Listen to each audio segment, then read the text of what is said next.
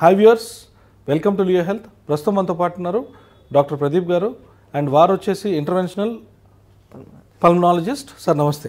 నమస్తే అండి. Sir first of all thank you so much మీరు మా ఛానల్కి టైం ఇచ్చినందుకు. అండ్ ఈరోజు మన టాపిక్ ఏంటంటే చాలామందిలో మనం ఆస్తమా చూస్తుంటాం సార్. సో అసలు ఈ ఆస్తమా అంటే ఏంటి సార్? ఆస్తమా అంటే ఇప్పుడు తెలుగులో అందరికీ జనరల్ టర్మ్, అంటే పల్లెటూరు ఆయనకు కానీ పెద్దవాళ్ళకి కానీ అందరికీ మనకి ఆస్తమా, కానీ తెలుగులో శుద్ధంగా తెలుగులో చెప్పుకోవాలంటే ఉబ్బసం అంటాం ఈ వ్యాధిని. సో ఒక వ్యాధిని డిస్క్రైబ్ చేయాలి అంటే దానిలో ఏమవుతుంది, ప్రాసెస్ ఏమవుతుంది అనేది చాలా ఇంపార్టెంట్. ఆస్తమాలో ఏమవుతుందంటే మనం మామూలుగా మామూలు జననికలు చెప్పాలంటే మనం ఊపిరి తీసుకునేటప్పుడు ఇది విండ్ పైప్, గాలి ద్వారం, ట్రేకియా లోపలికి వెళ్ళి ఊపిరితిత్తుల లోపల బ్రాంచెస్ లాగా కొమ్మల్లాగా విడిపోతాయి. అవి ఒక క్యాలిబర్, ఆ డయామీటర్ ఉంటుంది, గాలి వెళ్ళే దారి ట్యూబ్ లాగా ఉంటుంది. సో ఈ ట్యూబ్ ఒక పర్టికులర్ డయామీటర్ మెయింటైన్ చేస్తున్నంత వరకు, అంటే వ్యత్యాసం ఎంతవరకు ఉంటుందో అంతవరకు మెయింటైన్ అయ్యే వరకు గాలి శుభ్రంగా లోపలికి వెళ్తుంది, బయటకు వస్తుంది. ఆక్సిజన్ అనేది లోపలికి పోతుంది, కార్బన్ డైఆక్సైడ్ అనేది బయటకు వస్తుంది. ఈ ఉబ్బసంలో ఏమవుతుంది అంటే ఈ గాలి పోయే దారి ఏదైతే ఉందో అది సన్నబడిపోతుంది. సో ఫర్ ఎగ్జాంపుల్ మోస్ట్ కామన్గా ఏమవుతుంది ఉబ్బసంలో అంటే వీజింగ్ సౌండ్, పిల్లి కూతులు వస్తాయి. పిల్లి కూతులు అంటే మనం ఫ్లూట్ వాయించేటప్పుడు వచ్చే సౌండ్ లాగా వస్తుంది. మీరు ఫ్లూట్ వాయించేటప్పుడు ఏం చేస్తారు, వాద్యకారుడు ఏం చేస్తారు అంటే తన వేళ్లతో కంట్రోల్ చేస్తాడు, ఆ గాలిపోయే దారిని ఎట్లా కంట్రోల్ చేస్తే ఆ మ్యూజిక్ వస్తుంది. అలాగే ఇవి మన గాలి ద్వారా పోయేదంతా ఒకేసారి సన్నబడిపోదు, అక్కడక్కడ సన్నబడుతుంది, అక్కడక్కడ నార్మల్ ఉంటుంది. సో గాలి ఆ వివిధ దీనిలో డయామీటర్లో వచ్చినప్పుడు మనకు ఆ పిల్లి కూతుల సౌండ్స్ వస్తాయి, మ్యూజికల్ సౌండ్స్ అనమాట. సో అందుకే ఈ ఉబ్బసం ఉన్న వాళ్ళకి ఆ సౌండ్స్ వస్తాయి. సో బేసికల్ ఉబ్బసం అంటే గాలి వెళ్ళే దారి సన్నమైపోవడం.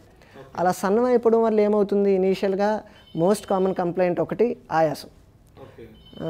వాళ్ళు నడుస్తున్నప్పుడు కానీ ఇనీషియల్గా స్టార్ట్ అయ్యేది నడుస్తున్నప్పుడు ఆయాసం స్టార్ట్ అవుతుంది. ఆయాసంతో పాటు ఈ పిల్లికి మ్యూజికల్ సౌండ్స్ వస్తుంటాయి, ఇలా శబ్దాలు ఉత్పత్తి చేస్తూ ఉంటారు వాళ్ళు. సో అలా శబ్దం వచ్చి ఇలా ఆయాసం వచ్చిందంటే ఉబ్బసం ఉంది అన్నట్టు ఒక అనుమానం వస్తుంది. రెండవది దగ్గు. మామూలుగా ఉబ్బసం ఉన్న వాళ్ళకి పొడి దగ్గు ఉంటుంది, కఫం రాదు. కఫం వచ్చింది అంటే ఇదర్ అది ఉబ్బసం కాకపోయి ఉండాలి, లేదా ఉబ్బసంలోనే ఇన్ఫెక్షన్ వచ్చినప్పుడు ఇలా కఫం వస్తుంటుంది. ఈ కఫం ఎందుకు రాదు అంటే ఈ గాలి నేరో అవడానికి కారణం కూడా మన ద్వారం ఒకటి, మన చుట్టూ కండరం ఉంటుంది, మన ఈ ట్రేకియా, ఈ విండ్ పైప్ ఇవన్నీ కండరాలతో కూడుకున్నవి. ఏదైనా ఎలాగ ఇదవుతుంది, రియాక్షన్, హైపర్ సెన్సిటివిటీ అంటాము. అంటే చల్లని వాతావరణం కానీ, అంటే మనం ఊపిరి తీసుకునేటప్పుడు మన టెంపరేచర్ బయట టెంపరేచర్కి మన లోపల వెళ్ళే టెంపరేచర్ డిఫరెన్స్ ఉంటుంది. మన బాడీ దాన్ని కంట్రోల్ చేస్తుంది, ఈ ముక్కు ద్వారా వెళ్ళినప్పుడు కానీ వీటి కానీ.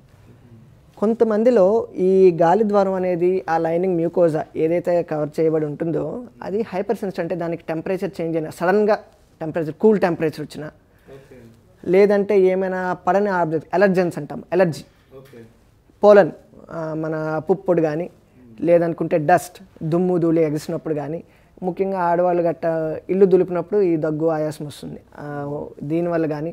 అట్లనే కొంతమందికి ఏసీ పడదు, ఏసీ గాలి, వీటన్నిటి వల్ల ఏమవుతుంది, ఆ లోపలికి వెళ్ళినప్పుడు ఆటోమేటిక్గా లోపల మన బాడీ ఒక రియాక్షన్ చూపిస్తుంది. ఆ రియాక్షన్ అల్టిమేట్ పర్యవసానమే ఇలా నేరో అయిపోవడం. ఓకే, సో అట్లనే అలా నేరో అయిపోవడం కాకుండా మనకు ఉమ్ము అనే ఎలాగొస్తుంటుందో ఆ ఉమ్ము అనేది నోట్లో ఉత్పత్తే కాదు, మొత్తం మన ఊపిరి లోపలంతా ఉంటుంది. కాకపోతే అది ఏంటి అవుతుంది అంటే లిమిట్ వరకే, మనకు దానికి తెలియదు, అది అవుతుందన్న సంగతి మనకు తెలియదు. వీటిలో ఏమవుతుందంటే గట్టిగా ఉత్పత్తి అయిపోయి గట్టిగా అయిపోతుంది. అందుకే వాళ్ళకి ఛాతి భారంగా ఉంటుంది, లోపల ఏదో పట్టేసి ఎవరో ఇచ్చేస్తున్నట్టు, ఏదో నొక్కేస్తున్నట్టు. తర్వాత వాళ్ళకి ఏమండి దగ్గు వస్తుందా, తెమండి వస్తుందంటే మామూలుగా రాదండి, గట్టిగా బయటకు తమ్మితే అప్పుడు కొంచెం గడ్డలాగా బయటపడుతుంది. అది ఈ కారణం వల్లనే అవుతుంది. సో పొడి దగ్గు, కొన్నిసార్లు తెమడ కూడా వస్తుంది, ఆయాసం, ఛాతి పట్టేయడం, ఇవన్నీ major important findings for asthma patient. ఒక ఉబ్బసం అని చెప్పడానికి ఇవి. కానీ ఇవన్నీ ఉన్నంత మాత్రం నన్ను ఉబ్బసం అయిపోదు. చాలామంది మనం పాతకాలంలో కానీ ఇప్పుడు కూడా పేషెంట్స్ వస్తే ఏంటంటే మీకు ఏమైనా ఇబ్బందులు ఉన్నాయా అంటే మొట్టమొదటి ఆన్సర్ అంటే నాకు ఆస్తమా ఉంది సార్. ఆస్తమా ఎలా డయాగ్నోస్ చేశారంటే అప్పుడు ఆయాసం వచ్చింది, మేము ఆస్తమా వచ్చేసిందంటే డిసైడ్ అయ్యాము, మాకు అక్కడ ఇచ్చారు, మందులు వాడుతున్నాం, అంతే అయిపోతుంది. ఇంకా మనకి అంతకు మించి వెళ్ళదు కూడాను. సో అన్ని ఆయాసాలు ఉబ్బసం కాదు, ప్రతి ఉబ్బసంలోనూ ఆయాసం దగ్గు ఉండాలన్న ఇది కూడా ఉండదు. దీనిలో వెరైటీస్ ఉంటాయి.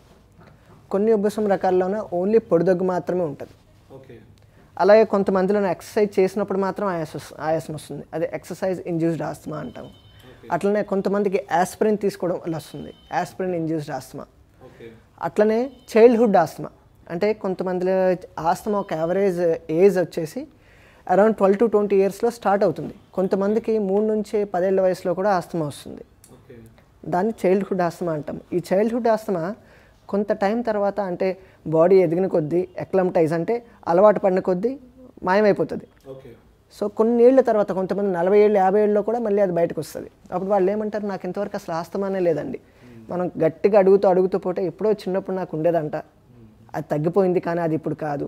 So childhood asthma, adult and elderly, every age group can be presented with asthma. It is not excluded until unless it is properly diagnosed. Sir అయితే ఇప్పుడు మనం చూస్తే కనుక ఇప్పుడు సమ్మర్కి వింటర్కి వీళ్ళలో మనం చాలా చేంజెస్ చూస్తుంటాం సార్. ముఖ్యంగా సమ్మర్లో అంత అగ్రెసివ్గా ఉండదు, but when it comes to winter చాలా అగ్రెసివ్గా ఉంటుంది and they face lot of అంటే ఏదో ఇన్హేలర్ పెట్టుకుంటే తప్ప ఇట్ విల్ నాట్ కంట్రోల్ అనే విధంగా ఉంటుంది.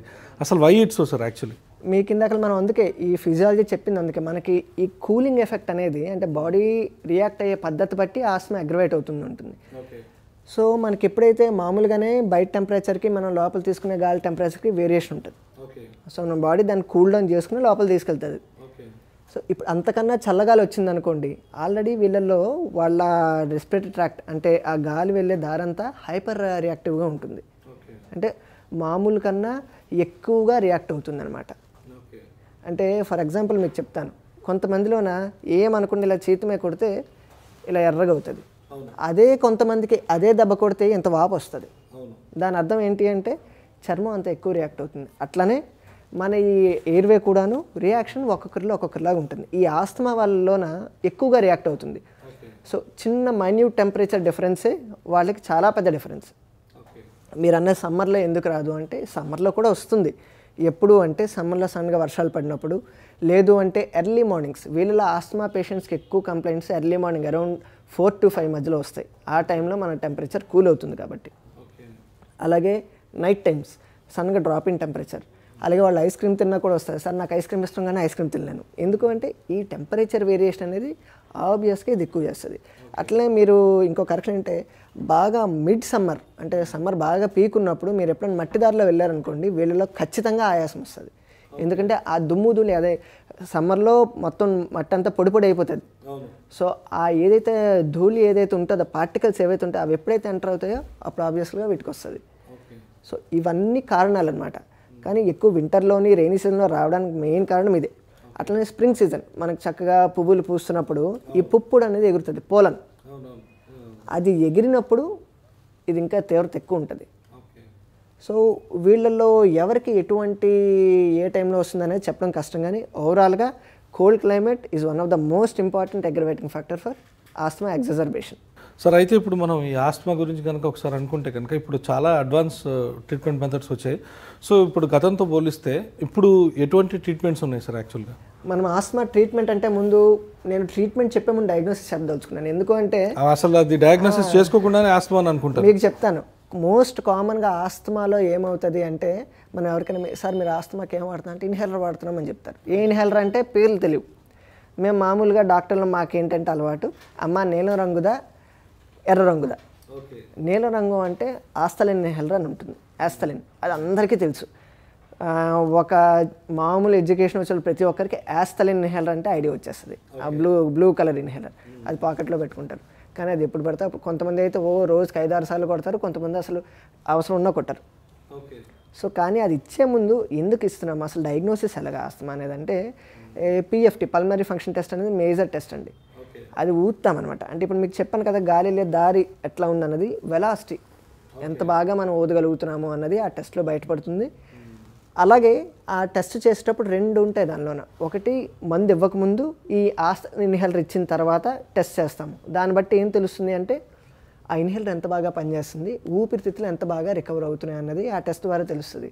దాన్ని బట్టి ట్రీట్మెంట్ మోడిఫికేషన్ చేయాలా, ఏది కంటిన్యూ చేయాలని డిసైడ్ అవుతుంది. ఒకవేళ రికవరీ కాకపోతే సిఓపిడి అని ఇంకో జబ్బు కింద మారే అవకాశం కూడా. ఈ ఆస్తమా అనేది నెగ్లెక్ట్ చేసుకుంటూ పోతే అల్టిమేట్గా లంగ్స్ పర్మనెంట్ డ్యామేజ్కి వెళ్ళిపోతాయి. అప్పుడు ఏ మందులు ఇచ్చినా పనిచేయు. సో అది సిఓపిడి స్టేజ్ అంటాం. ఆ సిఓపిడి స్టేజ్లో చాలామంది ఉంటారు, స్మోకర్స్లో వస్తుంది యూజువల్గా అది. ఆ స్టేజ్ దాకా వెళ్ళాక ట్రీట్మెంట్ ఎక్కువ అగ్రవేషన్గా వెళ్ళాల్సి వస్తుంది. ఓకే. సో ఇప్పుడు ఒకసారి డయాగ్నోసిస్ చేసిన తర్వాత ట్రీట్మెంట్ స్టేజ్ వైజ్ ఉంటుందండి. సో బేసిక్ ట్రీట్మెంట్ ఎప్పుడైనా సరే ఇన్హేలర్ థెరపీ. అందరికీ మన సొసైటీలో ఉన్న స్టిగ్మా అనండి, టబు అనండి, ఒక మూఢ నమ్మకం అనండి, ఏంటంటే ఇన్హేలర్ తీసుకుంటే జీవితాంతం తీసుకోవాలి, అట్లనే అది లేకుండా బతకలేము. ఇది 100% తప్పు. అది ఎందుకు అంటే ఇన్హేలర్లో కూడా రకాలు ఉంటాయి. కొంతమందికి ఇప్పుడు సీరియస్గా లేదు అనుకుంటే అవసరం ఉన్నప్పుడు మాత్రమే వాడాలి, అది ఇన్హేలర్. సో ఇన్హేలర్లో కూడా స్టెరాయిడ్ ప్లస్ వేరే డ్రగ్స్ కలిపి ఉంటాయి. సో వీటిలో కూడా స్టెప్ వైజ్ ఉంటాయి. అన్ని ఇన్హేలర్లో ఒకే మందు కాదు.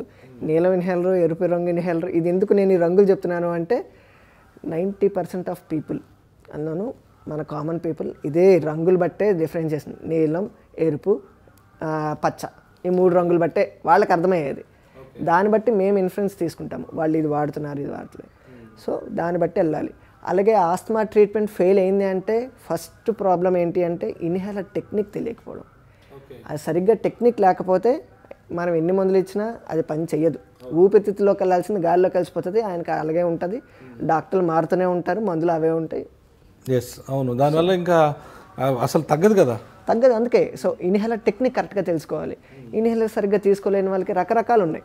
క్యాప్సూల్ ఫామ్లో ఉన్నది, డ్రై పౌడర్ అని, ఇలా చాలా రకాలు ఉన్నాయి. బట్ ట్రీట్మెంట్ ఇనిషియేషన్ కానీ ఆస్తమాకి ఏదైనా first and foremost inhalers.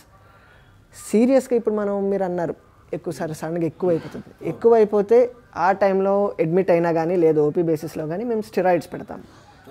Steroids long టర్మ్లో యూజ్ చేయకూడదు. ఎక్కువ యూజ్ చేస్తే స్టెరాయిడ్స్ వల్ల కాంప్లికేషన్స్ వచ్చేస్తాయి, సైడ్ ఎఫెక్ట్స్ చాలా వస్తాయి. సో ఏ ఆస్తమా పేషెంట్ కూడాను అట్మోస్ట్ 15 రోజుల కన్నా ఎక్కువ ఏ డాక్టర్, ఏ పల్మనాలజిస్ట్ కానీ, ఏ జనరల్ ఫిజిషియన్ కానీ ప్రిస్క్రైబ్ చెయ్యరు స్టెరాయిడ్స్. అలా స్టెరాయిడ్ ప్రిస్క్రైబ్ చేశారు అంటే ఆయనకి ఇంకేదో జబ్బు ఉన్నట్లు లెక్క.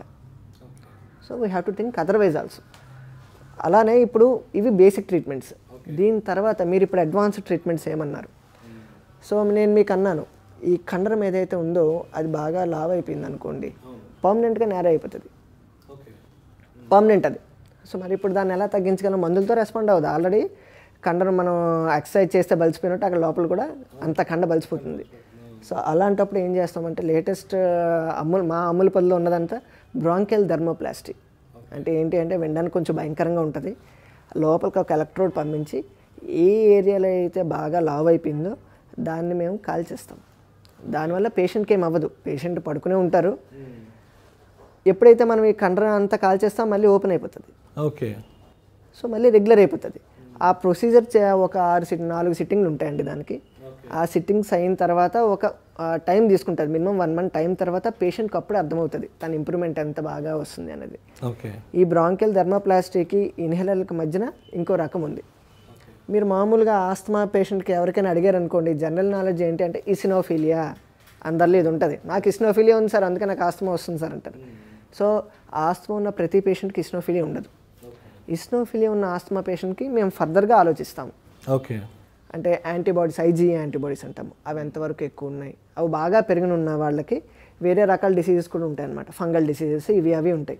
అవి రూల్ అవుట్ చేసుకున్నాక ఓన్లీ వీళ్ళకి ఐజీఈ యాంటీబాడీ మాత్రమే పెరుగుతున్నందువల్ల ఆస్తమా వస్తుంది అనుకుంటే వాళ్ళల్లో యాంటీబాడీస్ ఇంజెస్ట్ చేస్తాం. యాంటీబాడీస్ అనేవి మనకి ఇప్పుడు అవైలబుల్ ఉన్నవి ఒమాలిజుమాబ్, మెపాలిజుమాబ్ అని యాంటీబాడీస్ ఉన్నాయి.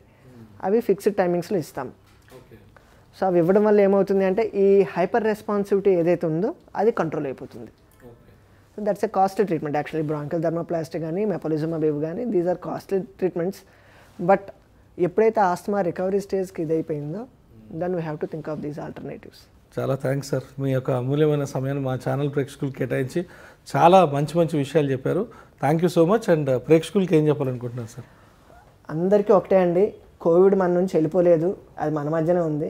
దయచేసి జాగ్రత్తలు పాటించండి. ఎక్కడైనా మెట్రోలో మీకు ఈ స్థలంలో కూర్చోకూడదు, సీట్ అక్కడ ఉండకూడదు అంటే అర్థం ఆ స్టిక్కర్ పీకేసి కూర్చోమని కాదు, అక్కడ కూర్చోకూడదని 100%. మైక్లో అనౌన్స్మెంట్లు అవుతూనే ఉంటాయి, మనం అక్కడే ఉంటాము. దయచేసి మాస్కులు వాడండి. కర్చీఫ్లు ఎప్పుడో 10 రోజులు 15 రోజులు వాడేసిన కర్చీఫ్లు ముక్కుకు చుట్టుకుని వెళ్తే మీకు లాభం నష్టమే, పక్కనోడికి నష్టమే. అట్లనే మాట్లాడాల్సినప్పుడు మెట్రోలో చెప్తూనే ఉంటారు దయచేసి ఫోను మాస్క్ తీయకుండా మాట్లాడమని. మెట్రో ఎక్కగానే మాస్క్ తీస్తే ఏమవుతుంది, పక్కవాడికి వస్తుంది, మీకు మీరే ప్రమాదం. అట్లనే బస్సులు కానీ ఎక్కడైనా ఇంకా ఏది కూడా గవర్నమెంట్ సినిమా థియేటర్లకు 100% ఫిల్లింగ్ ఇచ్చింది అంటే గవర్నమెంట్ వాళ్ళకి హెల్ప్ చేయడానికి తప్ప మనల్ని రిస్క్లో పెట్టుకోమని కాదు. దయచేసి ఆలోచించి ముందడుగేయండి. అందరూ జాగ్రత్తగా ఉండండి. నమస్తే. Thank you sir, thank you so much. So viewers చూశారు కదా, మొత్తానికి ఇదనమాట. సో జాగ్రత్తలు పాటించండి.